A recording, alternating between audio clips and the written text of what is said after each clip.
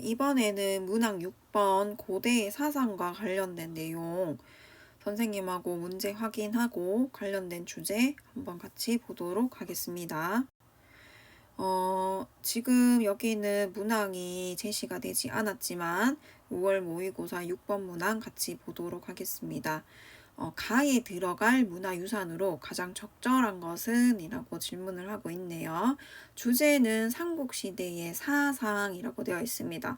삼국시대의 사상으로 여러분 우리가 배웠던 게 천신신앙은 이제 청동기 시대부터 해가지고 있었던 사상이고, 그 외에 불교가 있었고, 그 다음 도교가 있었고, 그 다음에 유학이 들어왔던 시대가 고대가 되겠죠.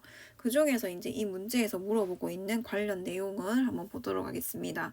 신선 사상을 바탕으로 산천을 숭배하고 민간 신앙 등과 결합했다.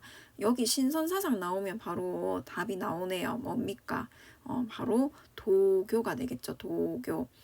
도교와 관련된 설명으로 문화유산을 그림을 고르는 문제가 되겠습니다. 이 외의 내용을 한번 더 자세히 읽어보면 불로장생, 현세구복, 그 다음에 고구려 백제 귀족사회를 중심으로 유행했다라고 되어 있네요. 도교와 관련된 문화유산은 4번이 되겠죠. 4번. 친절하게 그 문화유산 밑에 보면은 그 어느 문화유산인지 다 설명이 적혀 있습니다. 1번엔 금동 미륵보살 방가사유상이라고 나오기 때문에 이거는 뭐 불교와 관련된 거겠죠. 그 다음에 2번도 화순 쌍봉사 철감 선사탑이라고 되어 있는데 이거는 통일신라의 선종과 관련된 문화유산입니다. 3번 임신서기석이라고 나와 있는데 요거는 유교와 관련된 신라 시대의 문화유산이 되겠죠. 4번이 강서 고분의 현무도 주작, 현무 뭐 이런 거 나오면 도교와 관련된 거고 무덤에 벽화로 장시되어 있었던 거겠죠. 5번 팔만대장경판 나오면 고려 시대의 팔만대장경 여러분이 잘 알고 있을 거라고 생각합니다. 그러면 이거와 관련해서 고대 사회의 사상과 종교 한번 같이 살펴보고 가도록 하겠습니다.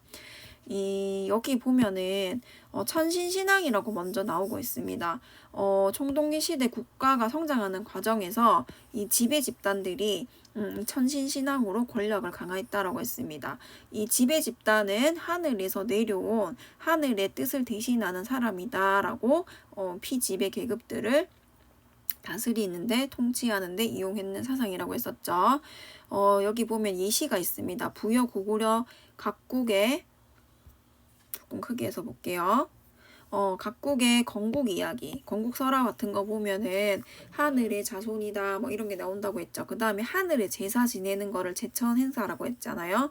하늘의 제사 지내는 행사기 때문에 천신신앙이 반영되어 있다라고 했습니다.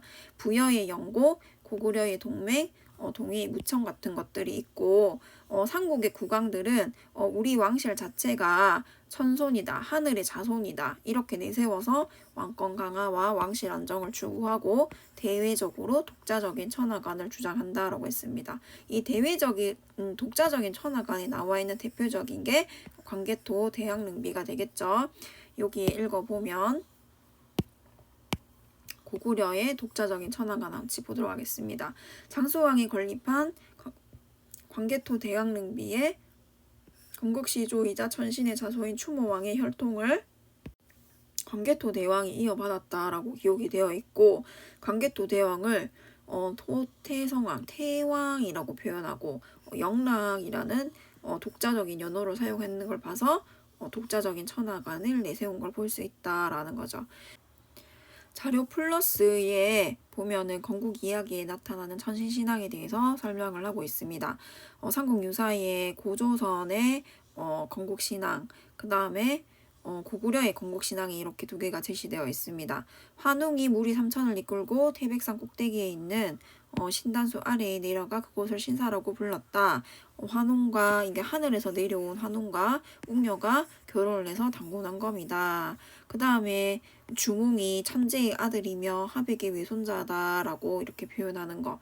그래서 고조선 부여 삼국 가연맹의 건국 이야기에는 모두 시조들이 천신의 자손, 하늘의 자손임을 내세운 천신신앙이 반영되어 있는 것을 알 수 있다라고 했습니다.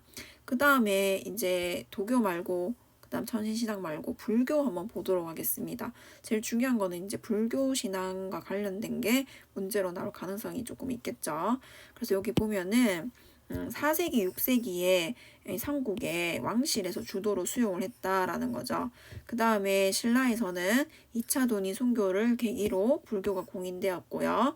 국왕의 권위를 강화하는 성격이다라고 했습니다. 왕 즉 불, 왕이 즉 부처다라는 사상을 가지고 국왕의 권위를 강요했고 특히 신라에는 이 불교식 왕명 사용하는 사례 등을 볼 수 있다라고 했습니다. 특히 삼국의 불교는 국가의 평안을 기원하는 호국불교, 나라를 보호하는 불교의 성격이 강하다라고 했습니다. 대표적인 문화유산을 보면은 황룡사 구층 목탑 등 대규모 사찰과 탑을 국가 주도로 건립했다라는 거에서 알 수 있다라고 했었죠. 삼국 통일 이후, 그러니까는 신라가 삼국 통일을 한 이후의 불교를 보면은 불교를 대중화하는 모습이 많이 나타난다고 했습니다. 대표적인 이 스님의 활약이 중요하다고 했죠. 원효 스님, 의상 스님 입니다. 원효는 일심사상, 화쟁상사, 그 다음에 나무의 아미타불을 외우는 아미타 신앙을 전파했다라고 했고, 의상 스님은 화엄사상을 중심으로 해서 관음신앙, 관세음보살 신앙을 제시했다라고 했습니다. 그래서 신라 하대가 되면은 신라 말을 얘기합니다. 선종이라는 불교가 확산하는데 이 선종의 특징이 참선 수행을 중시하는 거다라고 했습니다. 그래서 경전을 읽기 싫어하는 호족의 지원을 많이 받았고 호족과 같이 친하게 지내는 모습을 많이 보이고 구산선문이라고 나오면 요거는 선종이구나 하는 거 여러분이 알면 되고 새로운 사회 건설을 위한 사상적 기반이 된 것이 바로 선종이다라는 거 여러분이 잘 기억을 하면 되겠습니다. 도교와 관련된 설명도 한번 같이 보도록 할게요. 도교도 여기 이제 고대 시대에 보면은 고구려에서나 백제에 관련된 모습들이 많이 나타난다라고 했습니다. 신선사상 바탕으로 하고 있다. 그 다음에 불로장생, 현세구보, 아까 전에 문제에서 다 제시된 것들이죠. 예시를 보면은 고구려 고분 벽화의 사신도 아까 전에 봤었죠. 강서 고분의 현무도 여기 나와 있는 여기 사진도 보면은 현무를 그림으로 표현한 게 있습니다. 그 다음 백제에 나타난 산수무늬 벽돌이라고 해서 여기 산수무늬 벽돌 굉장히 아름답죠. 벽돌에 이런 도교의 사상이 조각이 되어 있는 겁니다. 그 다음에 금동대학로에도 도교의 사상이 반영되어 있다고 했습니다. 산천의 모습을 다 표시를 하고 여기에 사는 신선의 모습들도 조각이 되어 있다라고 했습니다. 그 다음 고구려의 연개소문 같은 경우에는 정치적인 목적으로 도교를 장려했고 당나라로부터 도교와 관련된 경전, 도덕경을 수입을 하고 그 다음에 도사를 받아들인다라는 내용을 수업 시간에 했습니다. 그거 외에 이제 풍수지리설과 관련된 것도 고대에 등장하게 되는데 산, 땅, 하천의 형세가 인간 생활에 영향을 끼친다라는 거고 신라말 도선이 체계적으로 풍수지리설을 유입했다. 금성 중심 신라의 수도였죠. 지리적 관념의 변화를 가져오는데 큰 역할을 한 게 풍수지리설이다라는 겁니다. 요 관련된 설명 귀족 중심으로 도교가 유행했다. 아까 전에 모의고사 선지에도 나왔던 내용입니다. 그 다음에 고구려 고분의 도교의 방이신 현무 주작 청룡백호를 묘사한 사신도가 있었다라는 내용, 산수무늬 벽돌, 금동대학로 같은 것들이 도교의 대표적인 문화유산이다라는 거 여러분이 같이 정리해 두면 되겠습니다. 이번 문항 여기서 설명 마치도록 하겠습니다.